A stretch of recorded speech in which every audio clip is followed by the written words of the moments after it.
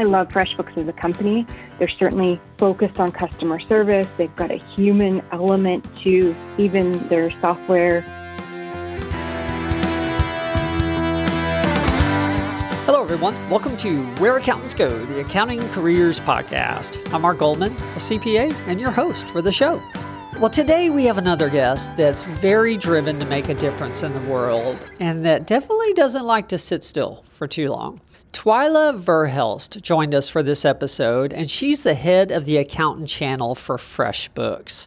And honestly, that was enough to pique my interest and invite her on the show because I've been wanting to learn much more about that particular system. But when I did a little more research, I realized that Twyla has had some typical accounting roles, but that she's also done some unique things as well, such as starting and running a mortgage company, starting a cloud accounting service, and a few other ventures also. We definitely do get around to discussing FreshBooks in this episode, and I learned quite a bit there, of course. But her career journey is just phenomenal. You're really going to enjoy this one. It is jam-packed. It's a great, great story. And if you do enjoy or learn something from this episode, please let us know by sharing it out on social media. I know I've been mentioning that a lot, but honestly, it has been getting shared out a whole lot more, and our reviews have been going up as well, and that just warms my heart. I very much appreciate everybody that's doing that. It's caused our downloads to go up dramatically over the last year, and I know that the podcast, therefore, is helping a whole lot more people. So thank you very much. I really do appreciate that. And while I'm on that topic, if there's anything I can do for you in the area of speaking with accounting associations or your accounting clubs on the topics of accounting careers, I'm always happy to be involved in those discussions. I really enjoy speaking about accounting employment. So if there's anything I can do for you in those areas, please don't hesitate to reach out. I'm very findable on LinkedIn. Just shoot me a message. Well, with that, let's go ahead and get started with today's guest. You're really going to enjoy this one. Here's Twyla Verhelst.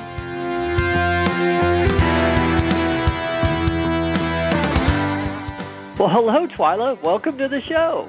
Hi, Mark. Nice to chat with you. Thanks for having me. No problem. This will be fun.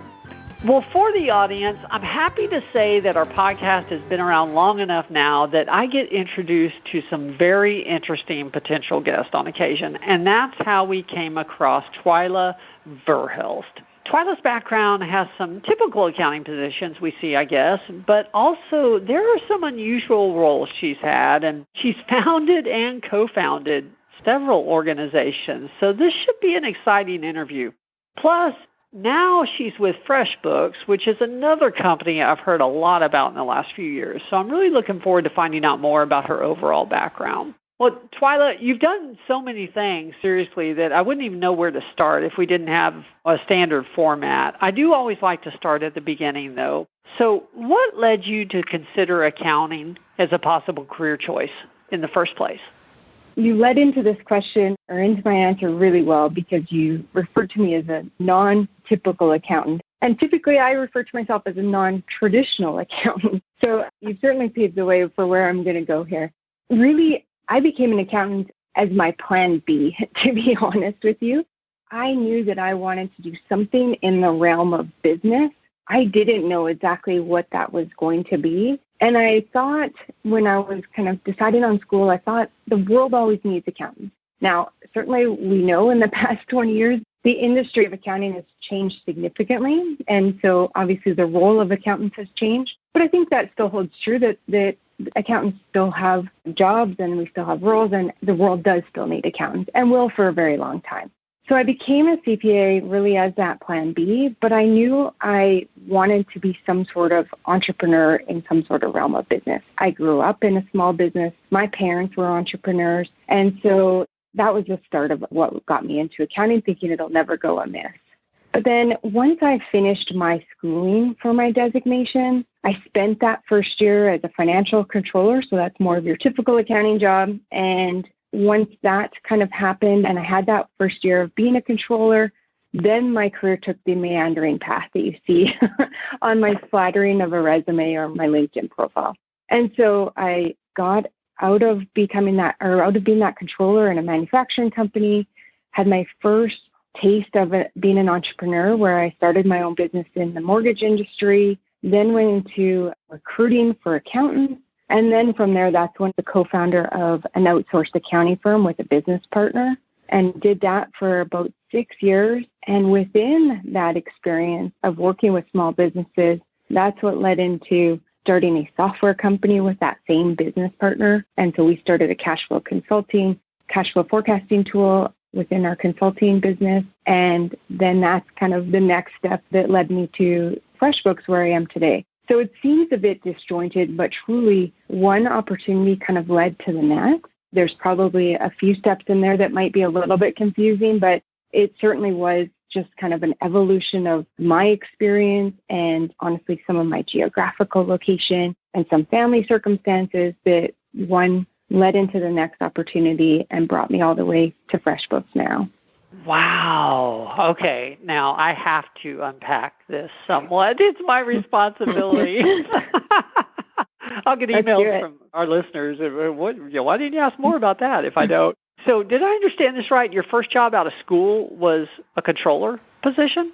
No, my first job once I finished my designation was a controller role. My very first accounting job, we actually called it an outsourced accounting company at that time. Now, this was back, gosh, I even hate to say what year it was, but it was 1999 when I got my first job post-university. So before I took my accounting designation, but post my university degree. My first accounting role was in what was an outsourced accounting company. And so it was really ahead of its time because back in 1999, accounting firms were either traditional kind of year-end accounting firms or they were more bookkeeping, which was on an hourly basis. That we were flat fee. We had the flat fee billing model. We were doing everything kind of with a dollar sign attached to it for small business clients. And so that was extremely unique at the time, and we were still using desktop software. So there certainly was a lot of data entry for my position. I was the most junior in that company when it started, and I was doing, obviously, bookkeeping. That's where I learned how to do payroll. But then I got into other things that essentially just whatever our business owners needed or our small business clients needed. And in some cases, that was things like we helped them put a whole new point of sale software into their retail jewelry locations and help them with that process of putting that new software in place and training their staff.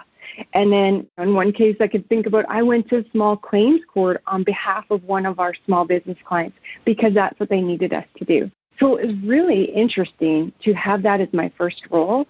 And that's where probably I got a taste of being what I would call like a Jill of all trades or a jack of all trades because I did so many different things all in that experience, coupled with obviously doing accounting work or doing bookkeeping and payroll work. So that was my very first role, and that kicked off my career in accounting that's been so non-traditional.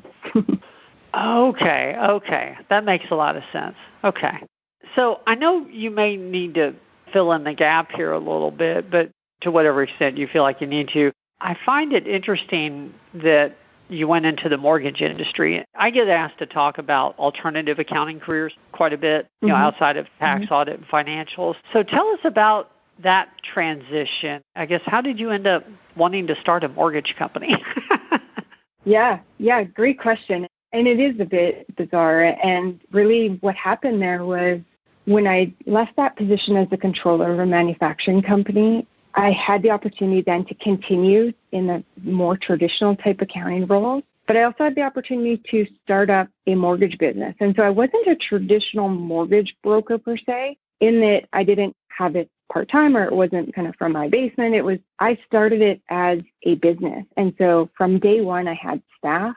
From day one, I rented an office space. And so that was my first taste of actually being an entrepreneur. So I did do mortgages, but we do mortgages as a business. And really, I was hesitant to go into the mortgage industry, but in hindsight, I can really see that was where I learned that what I got the most satisfaction doing each day was helping people. And that made it really clear because prior to that, I'd done accounting roles and I'd worked with small business clients in that outsourced accounting firm as my first accounting position. But I didn't see clearly that really where I did best and what I loved doing was helping people. And how that became clear inside of the mortgage industry was I started to really focus on working with first-time homebuyers, and what I could do for them was help them navigate through something that was really stressful and something that they weren't comfortable going through on their own, or that they didn't know anything about. They didn't know how to take out a mortgage. They didn't know all the things that came with it. They didn't know even really a lot about the buying process. They were kind of just doing what their realtor told them to do. And it was an interesting experience because I was able to take all of my knowledge, both financial and just what I had learned really quickly inside of the mortgage and real estate industry, and give that to them as a teaching opportunity. So it wasn't just sign here on the dotted line, here's your mortgage.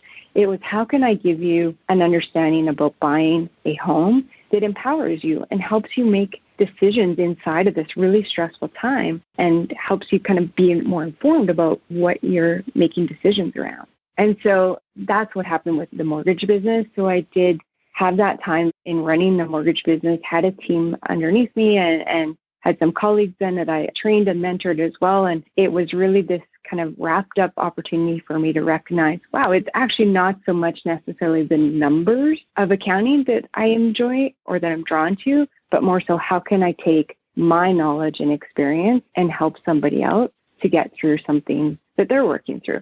So that applies with mortgages, that applies with helping small businesses when I was doing more traditional type accounting work. That now applies with my role at FreshBooks. So it really was kind of the start of that very cliche, what is it that gave me the most satisfaction in my job each day, and how can I use that to help somebody else? So I guess two-part question here. Picturing you're a controller, and then you decide to go into the mortgage industry. I guess, how did you even get the idea? And then I know you did it for several years, so I guess, what do you think helped you be successful during that time as well? Because it's not something that we would typically think of for an accountant.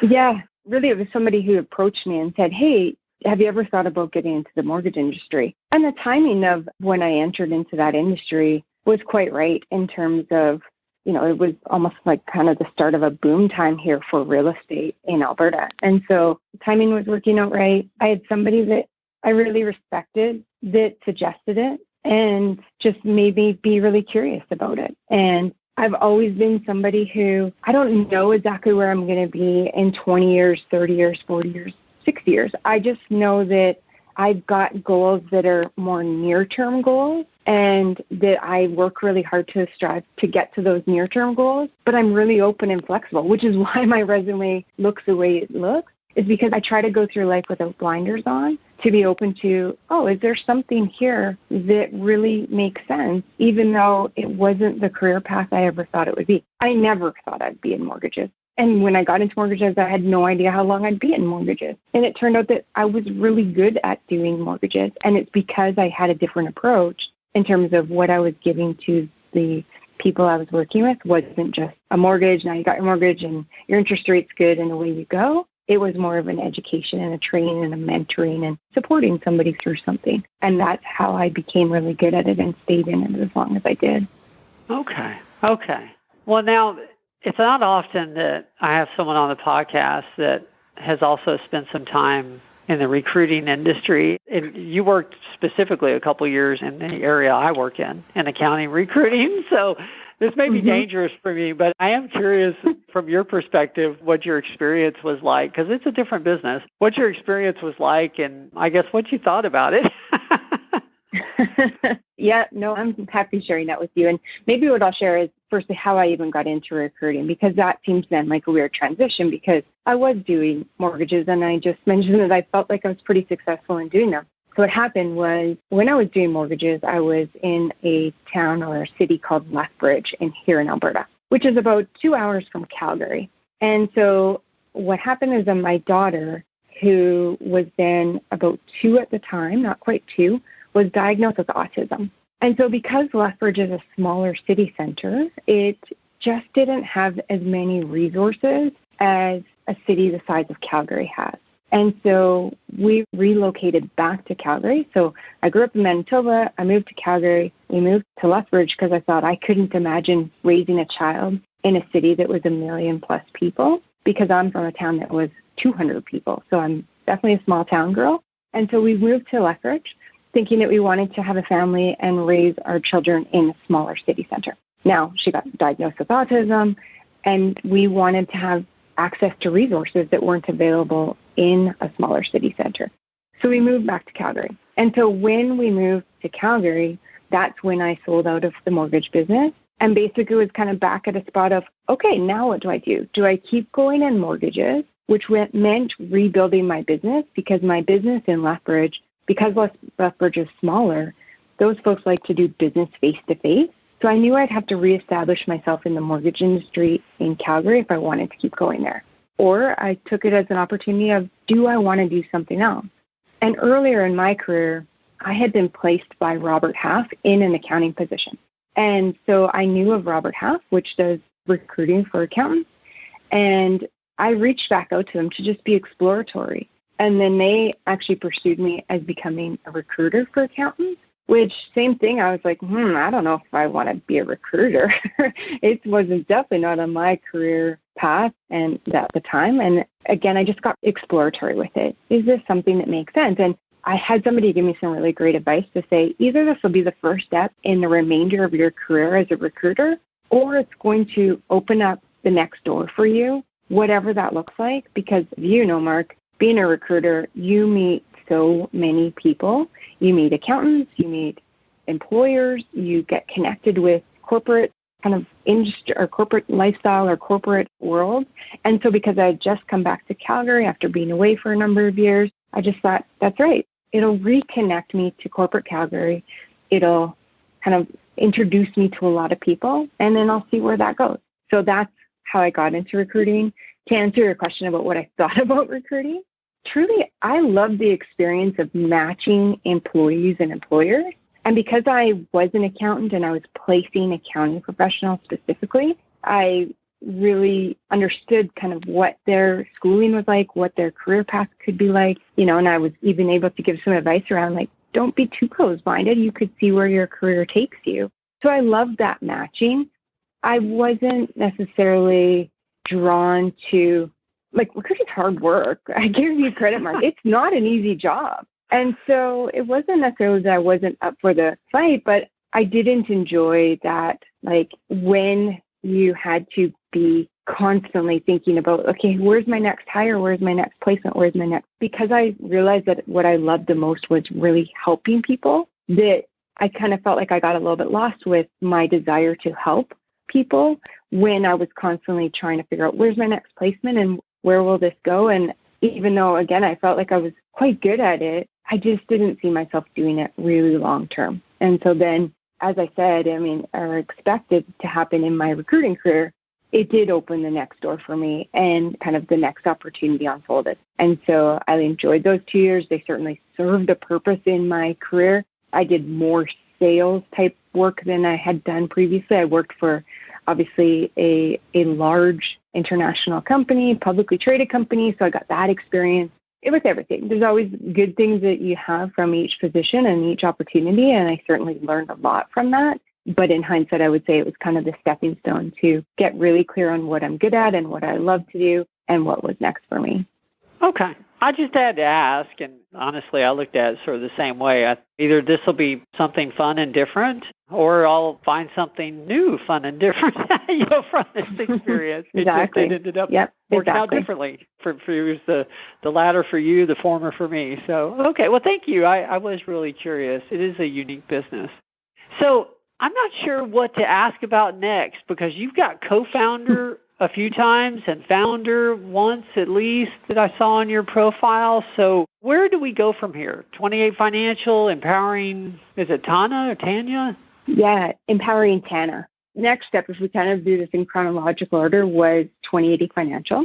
So when I was in the recruiting business, then again, in that business, you just meet a lot of people. And funny enough, the person that I met is actually a friend of my husband's. And so I was introduced to Kelvin, is his name. And I was actually, at the first meeting, I was connecting with him to say, hey, do you know anybody who might need an accounting or some accounting talent? I was doing it really as that exploratory kind of work that we do as recruiters. Who do you know that might be looking to hire an accounting professional? And whether that was going to be Calvin or somebody that he knew, that was the motivation for me, truly, behind meeting with him. But then he started sharing with me a little bit about what he was thinking about doing as his next step in his career, was starting to sound similar to the very first job that I had in accounting, which was an outsourced accounting firm.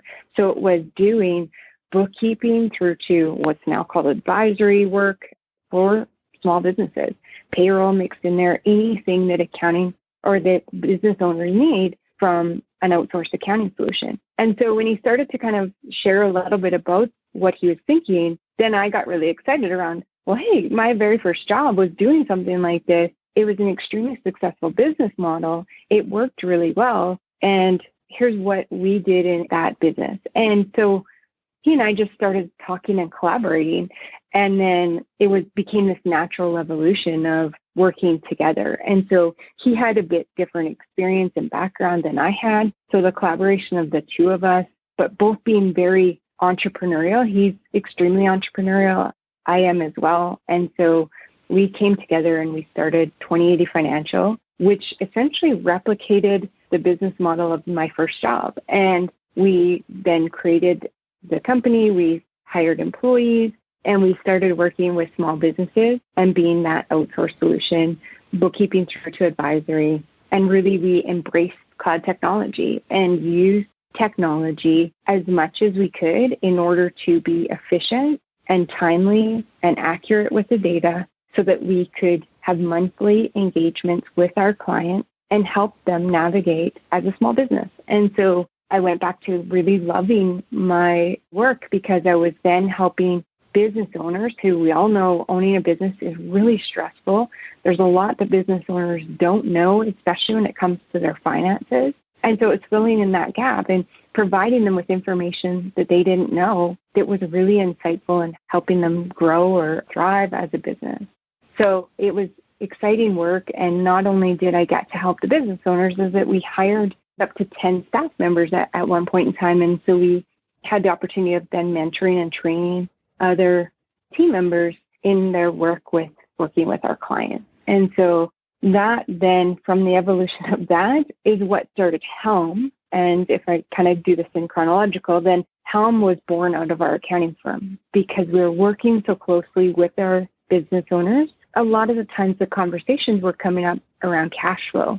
I mentioned that I live in Alberta. We're subject to the ups and downs of the oil and gas industry. And so we would see that clients would have periods of time where they really had to manage their cash flow. And not every business in Calgary is oil and gas specifically, but it's all just intertwined. And a lot of businesses rely on the industry of oil and gas, even though they're not actually themselves in the oil and gas industry. And so we were working really closely with our clients, and a lot of those conversations were around cash flow. And we had spent the last 3 or 4 years in our firm really trying to get efficient with technology and using the tools that were evolving and getting so powerful within this cloud accounting industry.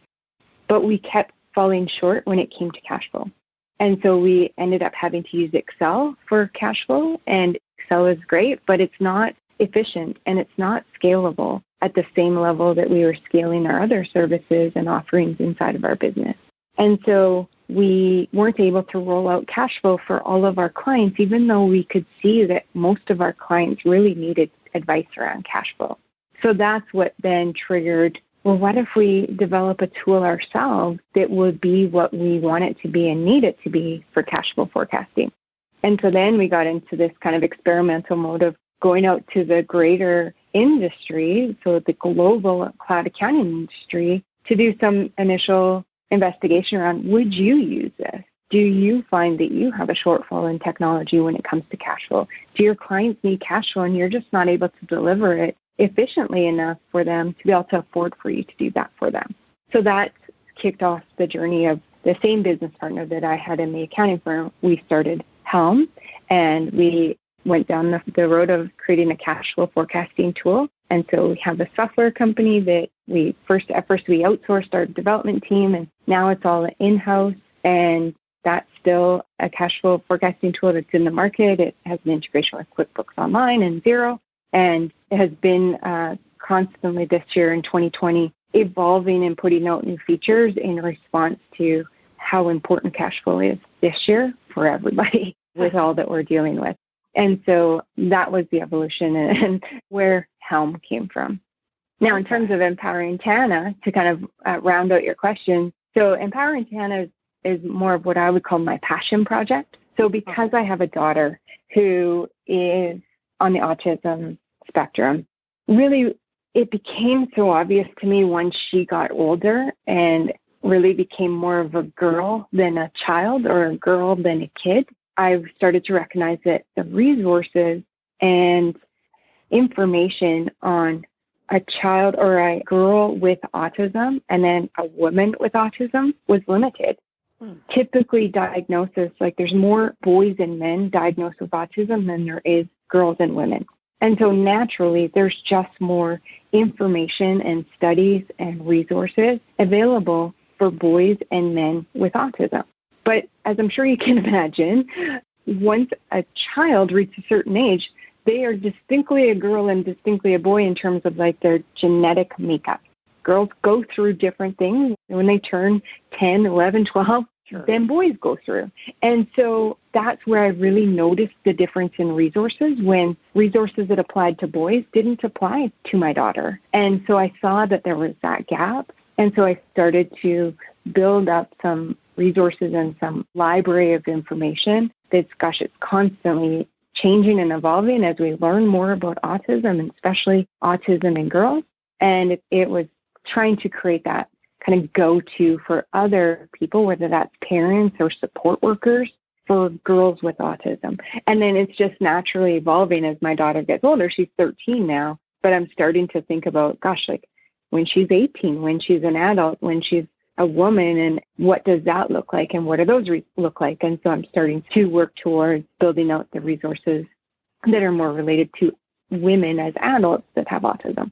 And so that's Empowering Tana, and that came from my experience with my daughter and really trying to, again, go back to helping others. So what do I have that I know that I can share with somebody else? I'm getting resources from other people, so it's not just all relying on my experience, because, we know that people with autism, it's a huge spectrum, and experiences are very different inside of that spectrum.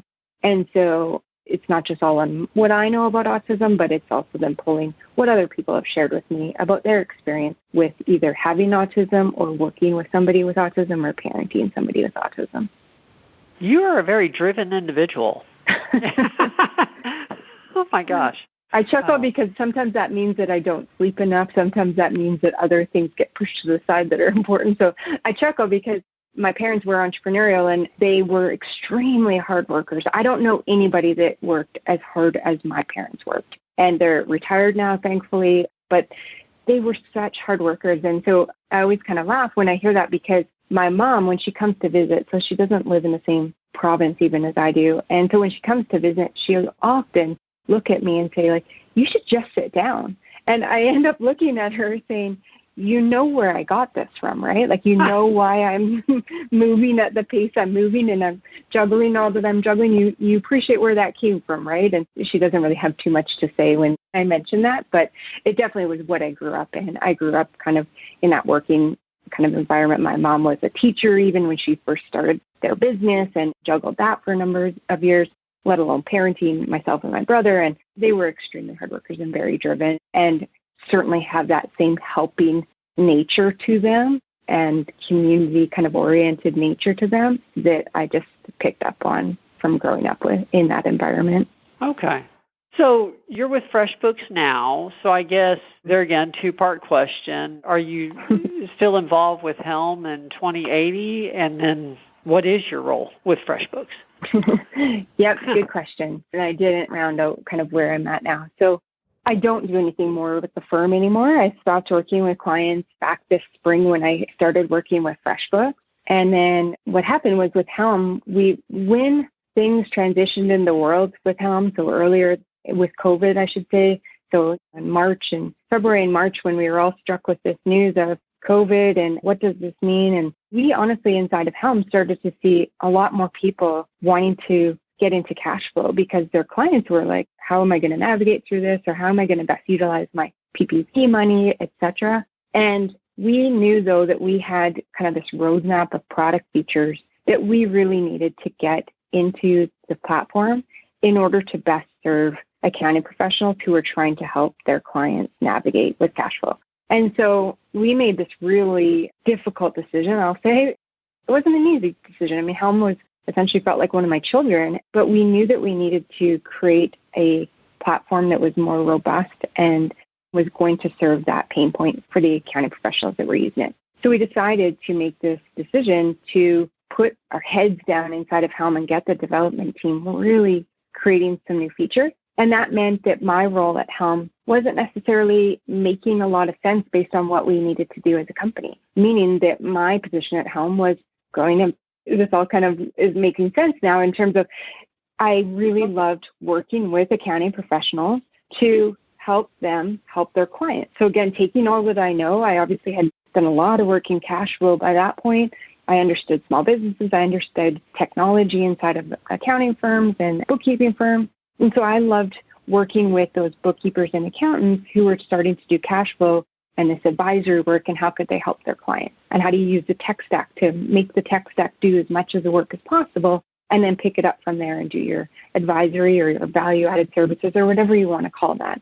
And so because we then were going to focus on being heads down in the product of creating a better experience inside of Helm, then we kind of needed to pause on doing that work with customers and to really market Helm while we were transitioning the product. And so that then is what kind of made this pivotal spot for me once again around what will I do? And so I did the soul searching and this reflection of what do I love the most? And my choices at that time were I could rebuild or make a bigger accounting firm and scale that further, or I could do something that's still in the industry of this global industry of working with accounting professionals. And truly, I'd had a taste for that, and I saw the ripple effect of that, of when I work with accounting professionals and help them help their clients, then I'm just naturally, there's this ripple effect of how many businesses I can help. And being an entrepreneur at heart, I just love thinking that, gosh, now other accounting professionals are going to be doing greater work as a result of something that I might have shared with them. And that is so inspiring to me that I wanted to be able to have that same sort of reach and same sort of connection with the accounting industry. And so we had been talking to FreshBooks and previous to us even making this decision inside of Helm, because I knew they were starting an accountant channel. And I was actually referring people that I knew in this industry to them to say, hey, what about this person? That's the recruiter in me coming out. I can see now in hindsight, but I was trying to support them in creating this channel and finding a leader. When we made this decision in Helm, I went back to FreshBooks and said, hey, I have a different idea.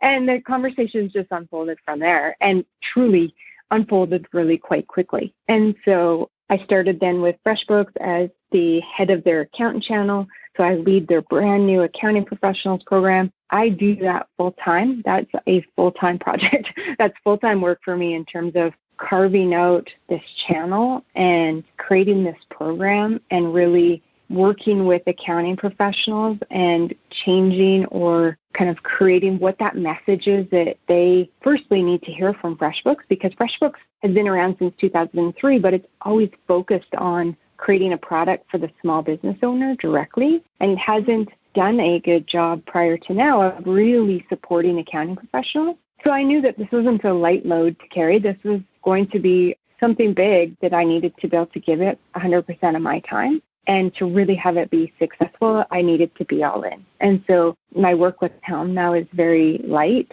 I'm part of the board of directors, but I don't operationally work inside of Helm day to day. My focus is on FreshBooks and really carving out this program that I want to be partners, which are accounting professionals that are wanting to work with FreshBooks with their clients, but also have some sense of community inside of FreshBooks where there's other accounting professionals who are also using FreshBooks with their clients. And we're creating workflows for accounting professionals. We're talking about how to market your services for the types of clients that are a good fit for FreshBooks. So the tool is just one piece of that program and this channel, and everything that I enjoy doing goes into this, creating this experience for partners who come in, which is that you need the tool in your tool belt, but the technology is just part of the equation. How do you create an experience for your clients that is value added, that's really helping them as their business grows or is struggling through this year, and leaning on the technology to do as much of that work as possible, but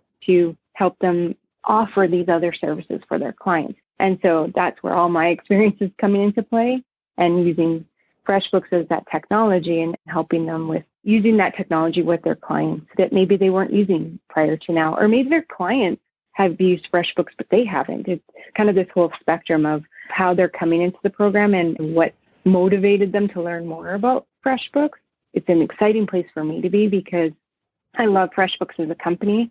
They're certainly focused on customer service. They've got a human element to even their software that they've got for business owners or for their customers. It's very human feeling. It's very experiential, even though you're buying the software.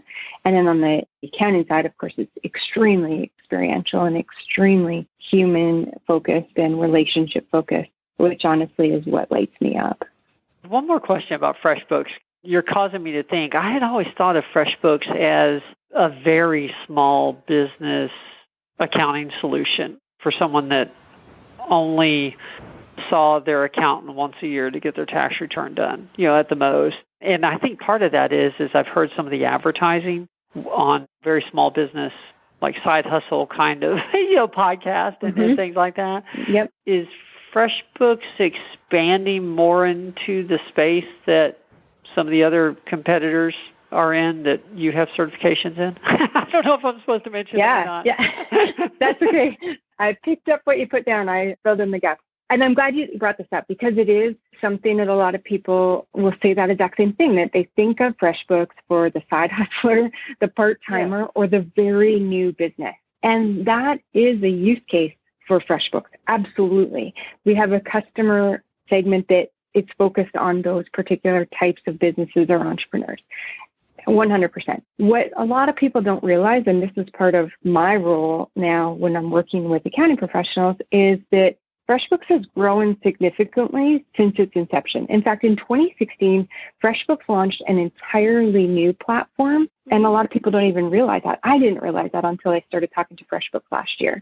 And in this new platform, it's got a much more robust feature set, not just around the invoicing side, which is the origin of FreshBooks, but also around the accounting feature side. So it's now full cycle accounting. It's got financial reports and bank feeds and app integrations and an ecosystem. That a lot of people don't realize that. And so what that means is that it doesn't necessarily matter where a business is at in its life cycle. That's not what determines whether or not they're fit for FreshBooks. Truly, it's more about what type of business is that. And if I paint with a really broad stroke, this is quite broad, but I think it'll help kind of describe what I mean here. If you think of a business that's light inventory and light assets, they're probably a good fit for FreshBooks. And so whether they are a scaling business that's got a team now that has payroll or that has got multiple locations, they can still be a really good fit for FreshBooks and not have outgrown FreshBooks if they're light inventory, light assets. Now, even with inventory, we've just recently launched a new piece of our inventory feature set. But when I think about inventory in the heavier kind of sense, it would be more like you've got warehouses of inventory, or you've got pieces of inventory that are even almost like manufacturing. You've got 3 pieces of inventory that are going to go together and be sold as one. That's not a good fit for FreshBooks. The other one being asset side. If you've got a lot of capital assets and you've got some complicated depreciation calculations, we don't have an asset module inside of FreshBooks. That's not a good fit for FreshBooks. But in terms of anyone that's service-based business or even e-commerce that doesn't hold heavy inventory, franchises even where you're bringing over data from their point-of-sale system that's higher level data, more summarized data. This happens, I know that from experience, that you don't bring over every single $1.50 transaction, that you summarize that data on a daily basis.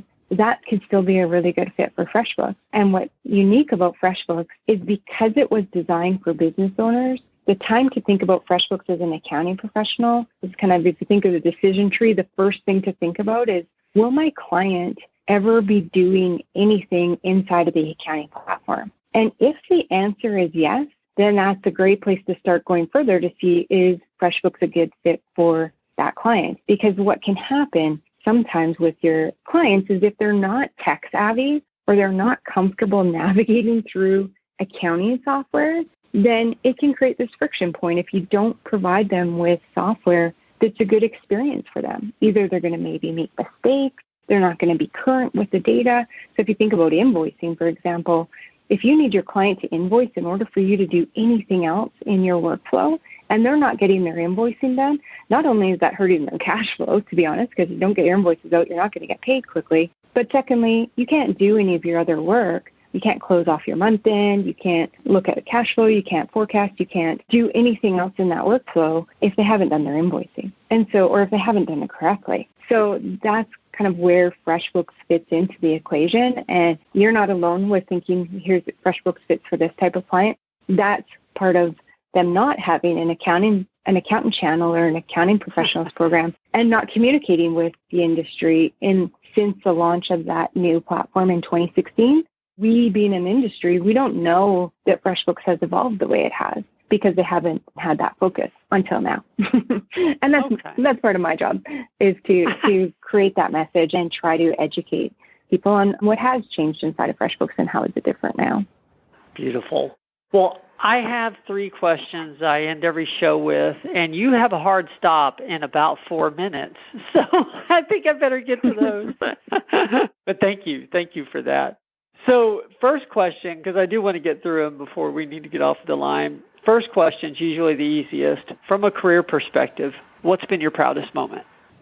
With a splattered career like I have, Mark, it's really quite difficult to pick one thing, to be honest. I think, honestly, what I'm going to say is it's not necessarily something that's like, oh, this project or this company or this client that was successful.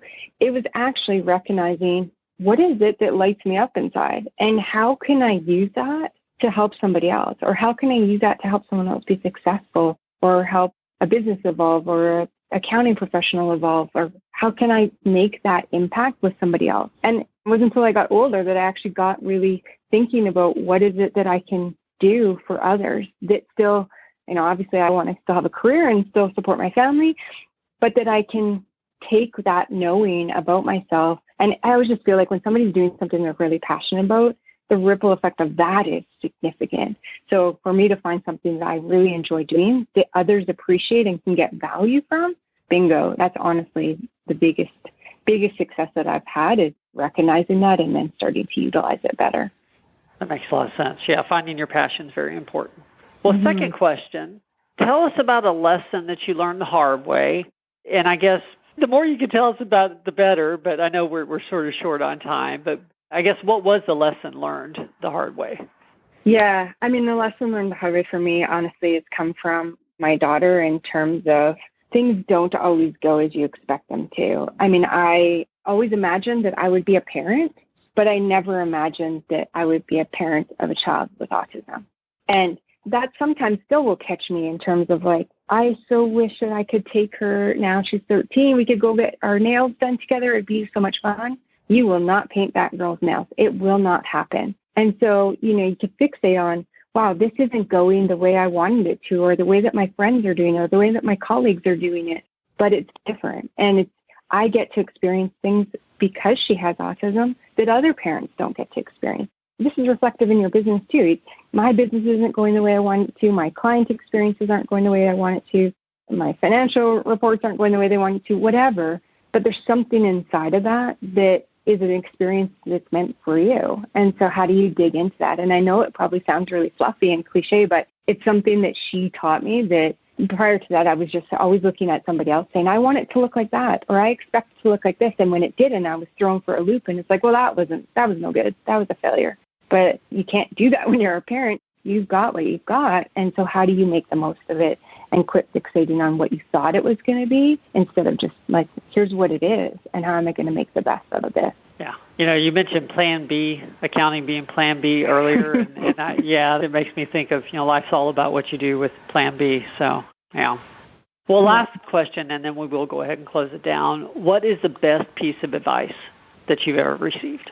Yeah, the best piece of advice I ever received was actually from one of my first accounting jobs, a job that I skipped over altogether, but it was a traditional type of accounting job, where the CEO of that company always wanted the employees to have a no-regrets career. That's what he called it, a no-regrets career, which meant, what do you want to do in your career, and how can we support you as a company to get there? And the way he described it was saying, when you get to your retirement party, will you be able to look back on your career and say, I accomplished all that I wanted to. I surrounded myself with people that were inspiring and had similar values and aspirations.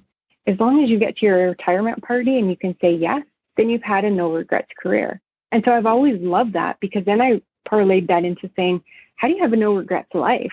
How do you get to the end of your life, which I appreciate sounds a little bit morbid, but how do you look back and say, I had a no-regrets life. I did everything I wanted to do. I surrounded myself with people that were inspiring, that I loved, that had similar values to me. And that was certainly the best piece of advice I've ever received, and something that I really call on now from time to time when I'm a little bit lost or thinking, what's in this, or what should I do next? Or did I give that my all?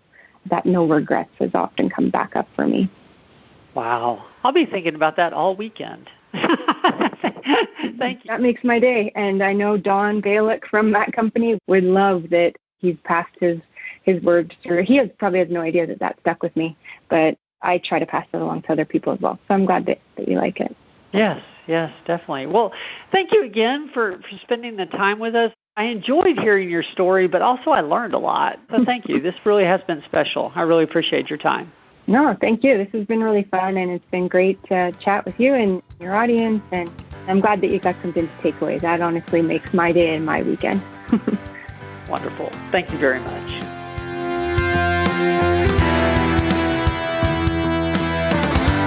Well, that was my conversation with Twyla Verhelst. And like I mentioned, she's had a phenomenal career. She's a very creative individual. And I think my biggest takeaway from this is how that creativity and that ability to see opportunity out in the market is going to serve her extremely well being the head of the accountant channel at FreshBooks, because she's going to be working with accountants all the time, and therefore she's going to be able to help them see opportunity when it exists. And that's an exciting thing.